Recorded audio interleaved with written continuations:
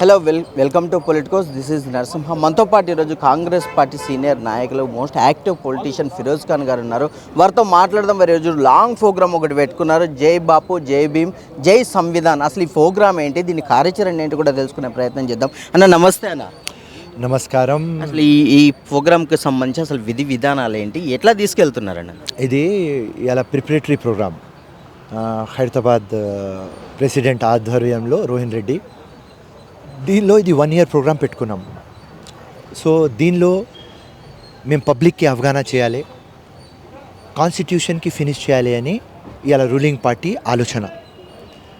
అంబేద్కర్ గారి గురించి వాళ్ళు అమిత్ షా కానీ వాళ్ళ పార్టీ లీడర్స్ కానీ డెరోగాటరీగా, డిస్ఆనర్గా, రెస్పెక్ట్ ఇవ్వకుండా మాట్లాడతారు. మహాత్మా గాంధీ గురించి, ఆయన ఆనర్ గురించి ఈ మొత్తం పబ్లిక్లో మేము తీసుకుపోవాలి. జై బాపు, జై భీమ్, జై సంవిధాన్. అంటే గతంలో చేసినటువంటి వ్యాఖ్యలు ఏవైతే ఉన్నాయో అంబేద్కర్ గురించి, వాటిని ప్రజలకు తీసుకెళ్ళకూడమే ఈ ప్రత్యేక కార్యక్రమం. ఎస్, ఇది కాన్స్టిట్యూషన్ ఎంత ఇంపార్టెంట్ అది చెప్పాలి ప్రజలకి. సో ప్రతి ఒక్క రిలీజన్కి ఒక బుక్ ఉంటుంది.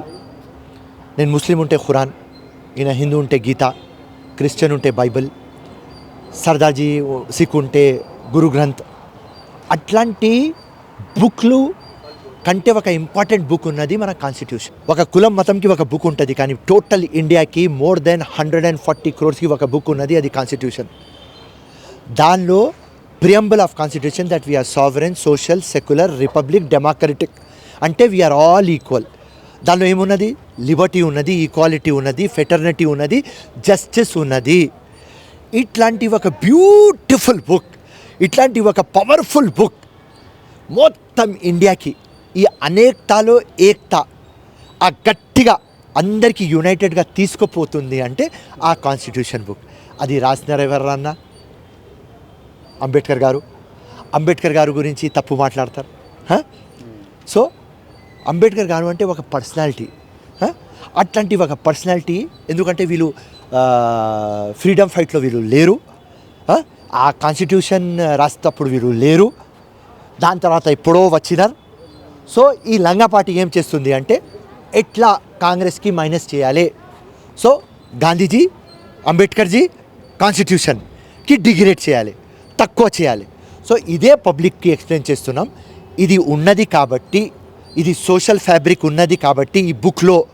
అండ్ టోటల్ ఇండియా, పార్లమెంట్ కానీ, అసెంబ్లీ కానీ, కలెక్టర్ కానీ, కమిషనర్ కానీ, సర్కిల్ కానీ, ఎవరైనా కానీ, ఎమ్మెల్యే కానీ, ఎంపీ కానీ, ఎవరైనా ఈ బుక్లో ఎట్లా రాసి ఉన్నది అట్లా నడుస్తారు. ఇంతాంటి పెద్ద బుక్, ఇట్లాంటి గట్టి బుక్ రాసింది అంబేద్కర్ గారు. సో దాని తర్వాత వీళ్ళు లంగా దొంగగా మాట్లాడుతున్నారు. సో ఇదే ప్రజల్లో తీసుకుపోవాలి. సో ఇది 1 year ప్రోగ్రాం పెట్టుకున్నది through out India. Bharat Jodo Yatra ఎట్లయింది, అట్లనే కశ్మీర్ నుంచి కన్యాకుమారి దాకా ప్రతి ఒక్క గల్లీ, ప్రతి ఒక్క బస్తీ, ప్రతి ఒక్క ఇల్లు దాకా మేము పోవాలి, ఎక్స్ప్లెయిన్ చేయాలి. ఇది దానికోసమే ఇది కార్యక్రమం. సో 60 మంది దాకా కోఆర్డినేటర్లు నిర్మించుకొని కూడా ఈ కార్యక్రమం ముందుకెళ్తున్నారు. ఎట్లా వస్తుంది స్పందన కోఆర్డినేటర్ల నుంచి కానీ ఇటు వీళ్ళందరూ కానీ? కోఆర్డినేటర్లు అపాయింట్ అవుతారు, కార్యకర్తలలో స్పందన ఉండాలి, ఆ డివిజన్ ప్రెసిడెంట్లలో జోష్ ఉండాలి, కాన్స్టిట్యుయెన్సీ ఇన్ఛార్జ్, కాన్స్టిట్యుయెన్సీ ప్రెసిడెంట్ మీద పవర్, జోష్ ఉండాలి. సో తప్పకుండా ఉంటుంది. ఎందుకంటే మా తెలంగాణలో ఈ ప్రోగ్రాం 100% సక్సెస్ అవుతుంది. దీనికి కారణం ఏమంటే రూలింగ్ పార్టీ కాంగ్రెస్ ఉన్నది కాబట్టి, ఇంతమందికి అబ్జర్వర్స్ పెట్టినారు కాబట్టి అందరు పిక్చర్ వచ్చేస్తుంది క్లారిటీతో. ఎవరు ఫెయిల్ ఎవరు పాస్ అని వస్తుంది కాబట్టి అందరు గట్టిగా పని చేస్తారని నమ్ముతున్నాం. సార్ ఒకటి చెప్పండి, కేంద్ర BJP RTI, right to information యాక్ట్ని తీసేయాలి, ఎందుకంటే పరిపాలన పారదర్శకంగా ఉండడం కోసం దీన్ని మన్మోహన్ సింగ్ గారి నేతృత్వంలో అప్పుడు తీసుకొచ్చినటువంటి పరిస్థితుంది. ఇప్పుడు అది లేకుండా చేయాలని చెప్పేసి కూడా ఒక కుట్రపూరితమైనటువంటి ఒక కార్యక్రమాన్ని చేపట్టారని చెప్పేసి కూడా విహెచ్ హనుమంతరావు గారు చెప్తున్నారు. ఏమంటారు దీని గురించి? ఆర్టీఐ తీసేయాలి. ఆర్టీఐ ఉన్నప్పుడు ఏం వస్తుంది? 40% కూడా ఇన్ఫర్మేషన్ రాదు. ఆర్టీఐ కాంగ్రెస్ పార్టీ ఇది తెచ్చింది, కానీ ఇది ఫెయిల్. నేను 100 లెటర్లు రాస్తాను నెలకి, నాకు రిప్లై ఉట్టి 30కి వస్తుంది, 70కి రిప్లై రాదు. సో నా వరకు ఏదైనా పొలిటికల్ పార్టీ ఉండని, ఏదైనా గవర్నమెంట్ ఉన్నది, ఆర్టీఐ ఇంత పవర్ఫుల్ యాక్ట్ తెచ్చింది కాంగ్రెస్, కానీ అది ఫెయిల్. అంటే గతంలో మీరు ఈసీ దగ్గరికి కూడా చాలా ఆర్టీఐ నుంచి కూడా ఇన్ఫర్మేషన్ తీసుకొని కూడా ఒక ఉద్యమాన్ని పోరాటాన్ని చేశారు కదా, ఏం కాదంటారు అది విజయం లేదంటారు? 30% సక్సెస్ అయినాం, 70% ఫెయిల్ అయినాం. సో నా వరకు personal Firoz Khan RTI fail. అంటే ఇప్పుడు దీన్ని తీసేసిన ప్రాబ్లం ఏం లేదంటారు? ఉంటే ఏమి ఇన్ఫర్మేషన్లు ఇస్తున్నారు? ఉట్టి 30% ఇన్ఫర్మేషన్, 70% ఇస్తలేరు కదా. ఇది ఎవరు చెప్పలేరు, ఫిరోజ్ ఖాన్ చెప్తాడు. ఎందుకంటే రోజు ఒక ఆర్టీఐ పెడతా నేను, ఈ రోడ్ మీద ఎంత ఖర్చు అయింది, ఈ నాలా మీద ఎంత ఖర్చు అయింది, ఇది స్కూల్ డెవలప్మెంట్ మీద ఎంత అయింది, హాస్పిటల్ మీద ఎంత అయింది, ఎవరికి ఎంత జీతం వస్తుంది అన్నీ అడతా. ఎంత లేబర్ పని చేస్తుంది, ఎంత శానిటరీ వర్కర్ పని చేస్తున్నారు, ఎంత ఎంటోమాలజికల్ డిపార్ట్మెంట్ పని చేస్తున్నారు, కుక్కలకి ఎంతమంది పట్టుకుంటున్నారు, అన్నీ తీస్తా.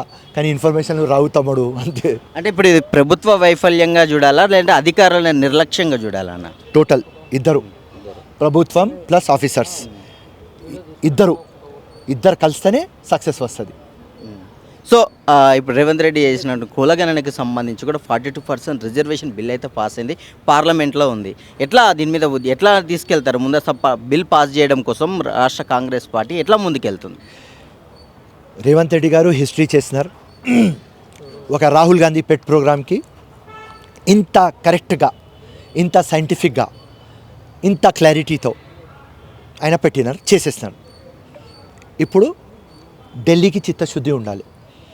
కానీ ఢిల్లీలో ఏముంటుంది మైండ్ సెట్ అంటే, ఏదైనా కాంగ్రెస్ చేసి ఒక బిల్ పంపిస్తే వాళ్ళు ఆమోదించరు, వాళ్ళ దగ్గర నంబర్లు ఉన్నది. సో నా లెక్క ప్రకారం, నా పర్సనల్ ఫీలింగ్తో ఈ బిల్ పాస్ కావాలంటే కష్టం. అదే మా బండి సంజయ్ కూడా ఇదే చెప్తున్నారు, ఖచ్చితంగా ముస్లింలను చేర్చడం ఏంటి, వాళ్ళకి 10% రిజర్వేషన్ ఇవ్వడం ఏంటి అని చెప్పేసి, ఇది బీసీలకు అన్యాయం జరుగుతుందని చెప్పేసి కూడా, ఇది మేము పార్లమెంట్ మొత్తం కూడా దొక్కనేమని చెప్పి వ్యాఖ్యలు చేస్తున్నారు. అరే అన్న బండి సంజయ్, ఈ డివైడ్ అండ్ రూల్ ఆపురా అన్న. ముస్లిమ్స్ ఎవరు పాకిస్తాన్కి ఇష్టపడినారు, వాళ్ళు అక్కడ వెళ్ళిపోయినారు రా భయ్. ఎవరు ఇండియాతో ఉన్నారు, అదే కదా. అంబేద్కర్ గారు అదే రాసినారు కదా, that we are sovereign, social, secularist, democratic and republic. అంటే we are all equal one అని, అంతే. ఎస్సీ కానీ, ఎస్టీ కానీ, ఓసీ కానీ, బీసీ కానీ, మైనారిటీ కదా, వన్నే కదా అమ్మా. అండ్ దాని తర్వాత క్లియర్ కట్ రాసినారు కాన్స్టిట్యూషన్లో, safeguard the rights of minorities, clear cut. మళ్ళీ ఆ ముస్లిం హిందూ, నీకు అదే వస్తుంది. బండి సంజయ్కి మాట్లాడితే హిందూ ముస్లిం పాకిస్తాన్ ఇండియా అదే మాట్లాడతాడు రా భయ్. అన్న బండి సంజయ్ అన్న, నువ్వు ఒక హోమ్ మినిస్టర్ రా భయ్, నువ్వు గల్లీ లీడర్ కాదు రా భయ్, నువ్వు ఒక కార్పొరేటర్ లెవెల్ కావు బండి సంజయ్ అన్న. నువ్వు ఇండియాకి హోమ్ మినిస్టర్, మాట్లాడితే కొద్దిగా క్వాలిటీ మాట్లాడు. నువ్వు అన్ని లంగా మాటలు, రైట్? ముస్లిమ్స్ ఈక్వల్ కదా రా భయ్, ముస్లిమ్స్కి పరేషానీ లేదు. సచ్చార్ కమిటీ కానీ, రంగనాథ్ మిశ్రా కానీ, అమితాబ్ కుంజ్ కానీ రిపోర్ట్లు ఇచ్చినప్పుడు దావలా సుబ్రహ్మణ్యం కానీ ఎన్ని పేర్లు చెప్పాలి రా భయ్. అన్ని రిపోర్ట్లు సబ్మిట్ చేసినప్పుడు చెప్పినారు కదా ముస్లిం చాలా పరేషాన్ ఉన్నారని. బీసీ లాగా, ఎస్సీ లాగా, ఎస్టీ లాగా వీళ్ళు కూడా పరిస్థితి అధ్వానంగా ఉన్నది అని రాసినారు కదరా. దాని తర్వాత ముస్లింది ఏమున్నది రా భయ్, ముస్లిం పరేషాన్ ఉన్నారు. Educationally and socially Muslims backward ఉన్నారు. తప్పకుండా రిజర్వేషన్ రావాలే కదా తమ్ముడు. సో బండి సంజయ్కి అంత అవగాహన లేదు. సో ఫైనల్గా ప్రభుత్వ వైఫల్యాలు కానీ, అంటే ప్రతిపక్షాల వైఫల్యాన్ని ఎండగట్టడంలో Firoz Khan daring dashing person, most active person. ఇప్పుడు ఉన్నటువంటి ఎమ్మెల్సీల విషయంలో కానీ, అంటే హైదరాబాద్ ఎమ్మెల్సీలు కానీ, లేక భవిష్యత్తులో ఏదైనా కోరుకుంటున్నారా కాంగ్రెస్ పార్టీ నుంచి? ఏమైనా ఇచ్చే అవకాశాలు ఏమైనా ఉన్నాయా? ఫిరోజ్ ఖాన్కి ఇస్తే గుడ్, ఇవ్వకపోతే వెరీ గుడ్. నేను పబ్లిక్లో ఉంటా. 5 times ఎలక్షన్ ఓడిపోయినా, 6th ఎలక్షన్కి రెడీ అవుతున్నా. 15 months నుంచి లాస్ట్ ఎలక్షన్ ఓడిపోయిన తర్వాత ఒక హాలిడే తీసుకోలేదు. 24/7 పబ్లిక్తో ఉంటా, కమిట్మెంట్తో ఉన్నా. సో యాక్టివ్ కూడా ఉన్నా, హెల్త్ కూడా బాగున్నది, ఏజ్ కూడా ఉన్నది. నామినేటెడ్ పోస్టుల మీద ఆశ లేదు. ఇస్తే గుడ్, లేకుంటే వెరీ గుడ్.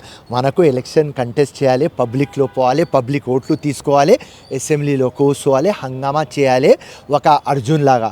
ఆ మైండ్లో ఉంటుంది ఫిరోజ్ ఖాన్కి. సో ఎప్పుడు ఫిరోజ్ ఖాన్ హ్యాపీ, అంతే. ఆశీర్వాదం నాకు కావాలి అంటే నాంపల్లి ప్రజలది కావాలి, మా అమ్మ నాన్న కావాలి, మీది కావాలి, అంతే.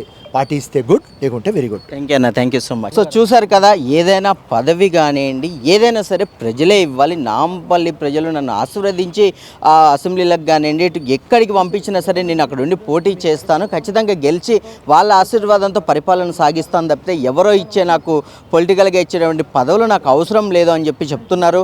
ఇక ముందు కూడా ఇట్లాంటి పదవుల కోసం ఫిరోజ్ ఖాన్ ఎప్పుడూ ఆశపడ్డాడు. ప్రతిపక్షాలు చేసేటువంటి కుట్రలను ఖచ్చితంగా కాంగ్రెస్ పార్టీ తిప్పికొడుతుందని చెప్పి చెప్తున్న నేపథ్యంలో మరి చూడాలి, పొలిటికల్గా ఇంకా అనేక టాపిక్స్ అయితే తెర మీదకి వస్తున్నాయి. మరి వీటన్నిటికి సంబంధించి కాంగ్రెస్ పార్టీ ఎట్లాంటి స్టెప్ తీసుకోబోతుంది, మరి స్టాండ్ ఏంటి, సంవిధాన్ ఈ విషయంలో వాటి కార్యాచరణ ఇక ముందు ఎలా ఉండబోతుంది అనేది కూడా ఇక ముందు తెలియాల్సి ఉన్న నేపథ్యంలో మరిన్ని అప్డేట్స్ కోసం చూస్తూనే ఉండండి పొలిటికోస్. ఇది ఇప్పటి వరకు update. Cameraman Jayathu Narasimha reporting from Hyderabad. Please subscribe to the channel and download the Politicos app from the links in the description.